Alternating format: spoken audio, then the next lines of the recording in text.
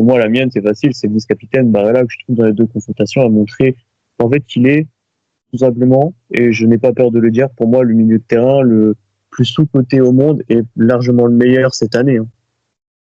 Pour moi, il a vraiment passé un stade cette année en étant plus calme. Je trouve qu'il a vraiment ce rôle de vice-capitaine, tu le vois, dans la célébration lors du match aller avec Lautaro. Ils sont pas, les autres se font un câlin et t'as les deux qui jubilent parce que, en fait, moi, je vais prendre le match de l'Atlético comme un exemple pour eux où les deux ont failli ce jour-là, dans un sens, mais ils ont quand même été, ils sont quand même remis en question et ils se sont dit, bah, qu'est-ce qu'on doit retravailler? On doit travailler notre état d'esprit, on doit travailler tout ça. Et là, vraiment, pour moi, genre, ils ont montré, et surtout Barella, qui, pour moi, au milieu de terrain, j'ai l'impression qu'il a jamais été mis en danger, quoi. Et genre, même quand quand il a subi des coups lors de ce match, pour moi, il était au-dessus de Kimmich, il a été au-dessus de Goretzka.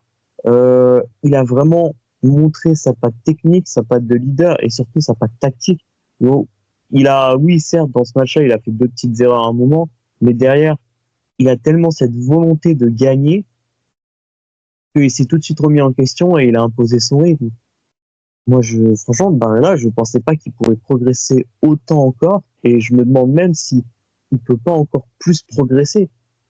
C'est devenu un joueur qui me prend carton jaune bête aussi, surtout. C'est là où je pense qu'on est tous contents d'ailleurs. Râle moins.